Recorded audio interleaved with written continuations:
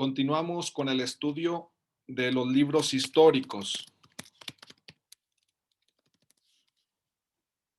También continuamos profundizando en las tramas de revelación. Recordamos, estamos atendiendo, fijando nuestra atención en narraciones donde aparece algún tipo de ignorancia y entonces necesitamos llegar al conocimiento. Vamos ahora a entrar a una narración del libro de los jueces. El libro de los jueces es el séptimo de la Biblia, después de Génesis, Éxodo, Números, Levítico, Deuteronomio y Josué. Recordamos también que el libro de los jueces presenta una especie de estructura o paradigma, normalmente de pecado de Israel, luego un castigo de parte del Señor, de Dios, luego la petición de ayuda o la súplica por parte del pueblo de Israel. Y entonces el Señor responde suscitando, la respuesta del Señor es suscitar un liberador o un juez.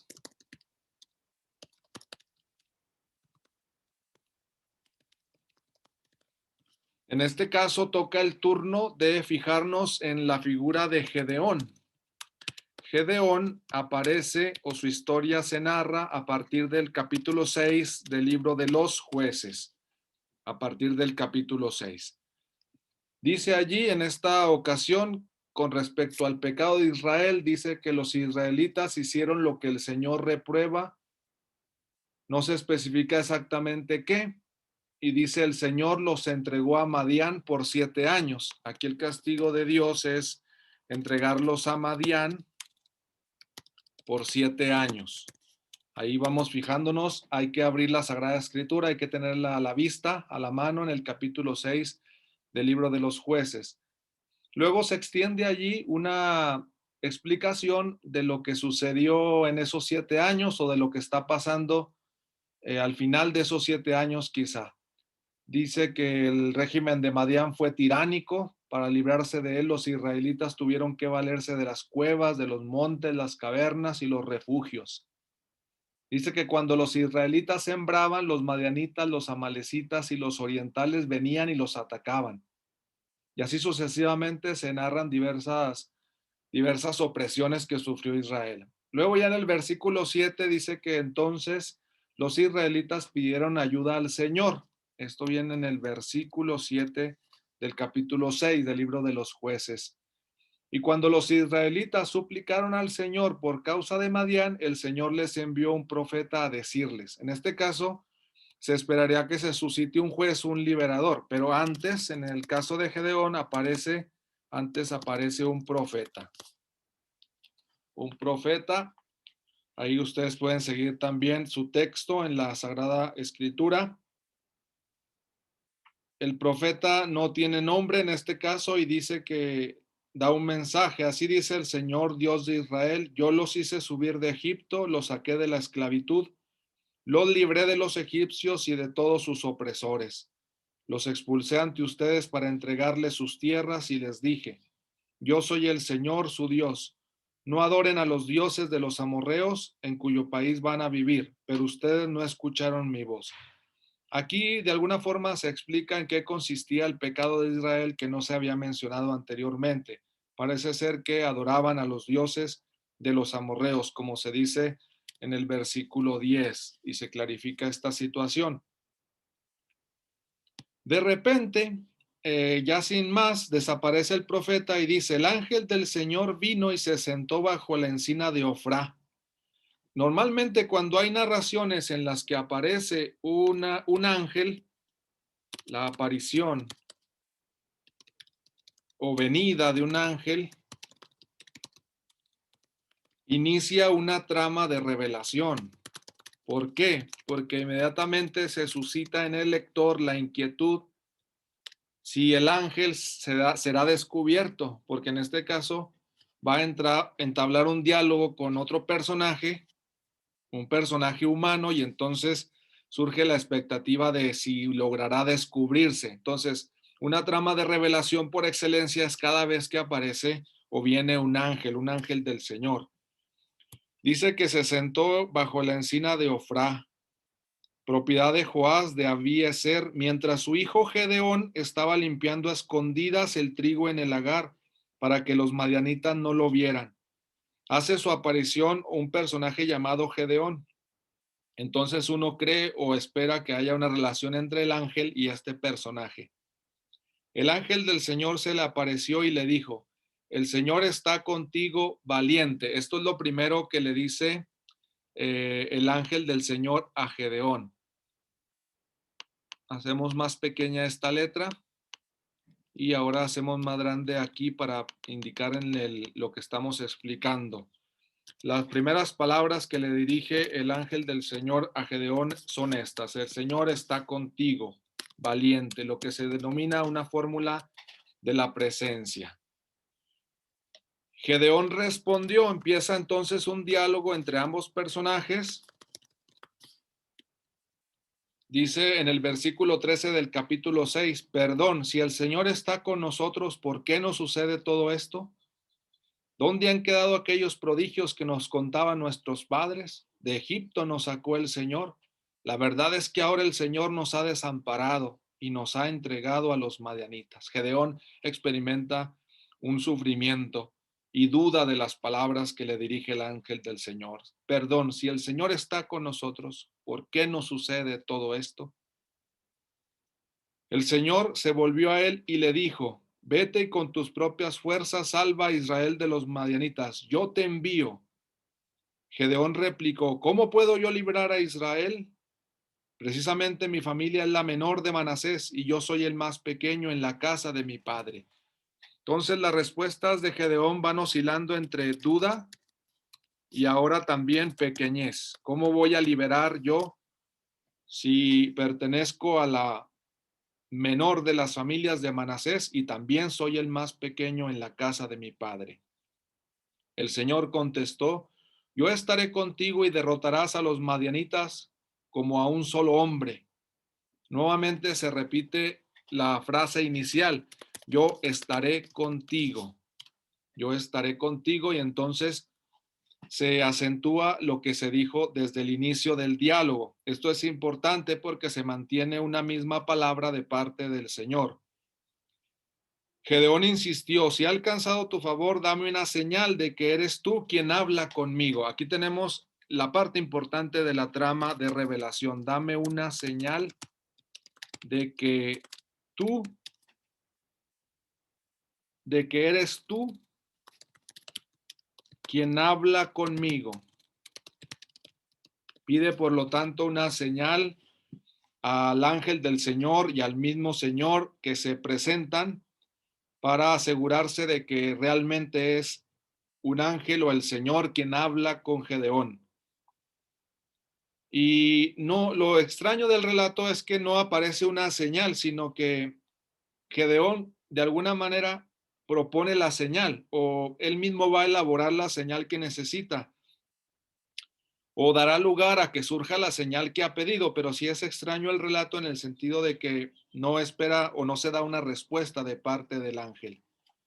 En ese sentido, vamos a seguir la narración para ver cómo se da el descubrimiento o la identidad de este ángel, o en qué sentido se puede hablar de que ya se pasó de la ignorancia al conocimiento. Ponemos también una imagen para ilustrar más o menos lo que sucede, o al menos de forma visual, tener también la perspectiva.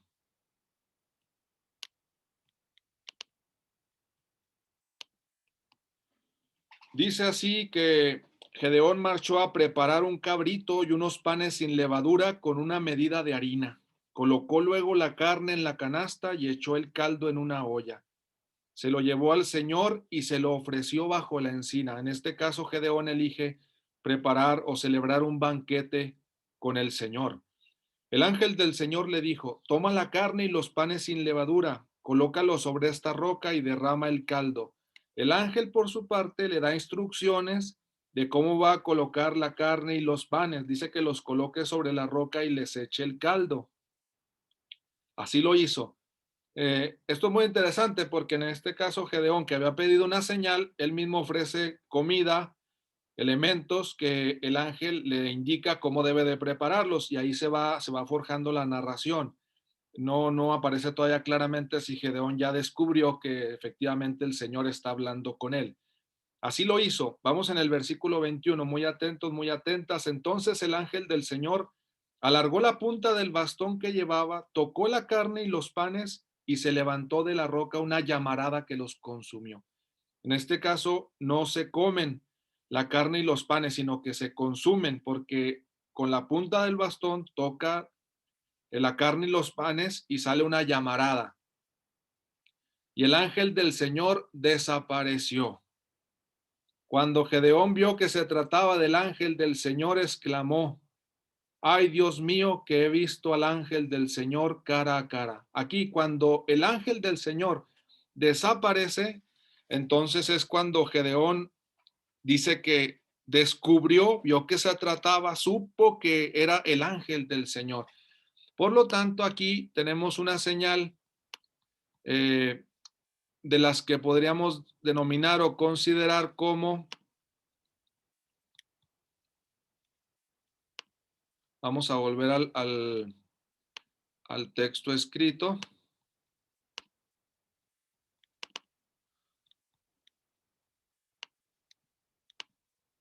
En este caso, por lo tanto, la señal que se adquiere para poder pasar de la ignorancia al conocimiento es tanto las instrucciones del ángel,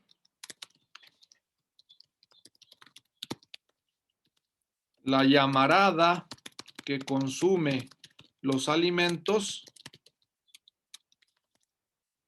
y la desaparición del ángel del Señor. Cada uno de los relatos en los que aparecen ángeles o que vienen ángeles y establecen un diálogo con los personajes humanos, hay diferentes maneras de darse cuenta que efectivamente se está hablando con un ángel del Señor. Y en este caso, en la narración de Gedeón o en esta trama de revelación de Gedeón y el ángel del Señor, aparecen estos elementos.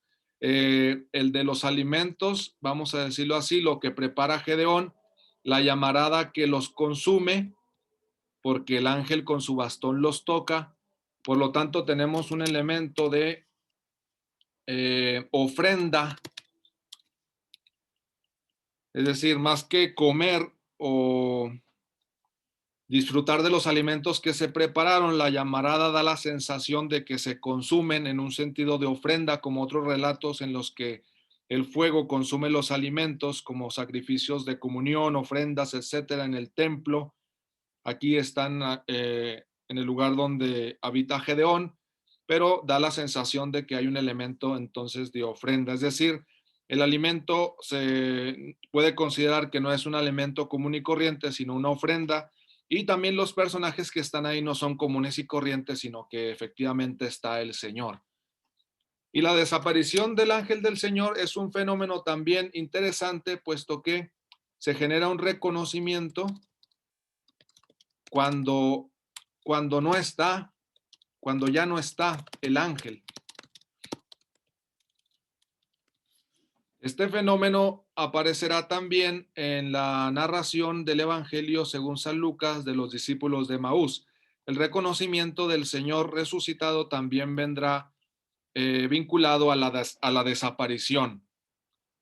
Podemos ir al texto de San Lucas para comparar ambas narraciones y simplemente fijarnos cómo es o hay una semejanza con lo que se narra en el libro de los Jueces.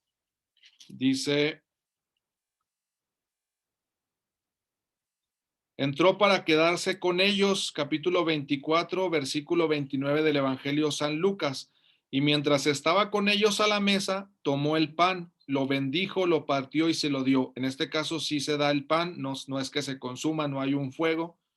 Y dice: entonces se les abrieron los ojos y lo reconocieron, pero él desapareció de su vista. En este caso el orden de la narración es diferente. Aquí se les abren los ojos, lo reconocen, y desapareció de su vista. Acá en el caso de Gedeón, el ángel del Señor desapareció. Y cuando desapareció, entonces Gedeón vio que se trataba del ángel del Señor y exclamó: ¡Ay, Dios mío, que he visto al ángel del Señor cara a cara! Aunque el Señor o el ángel del Señor ha desaparecido, aquí en este caso se dice que el Señor le volvió a decir: paz, no temas, no morirás.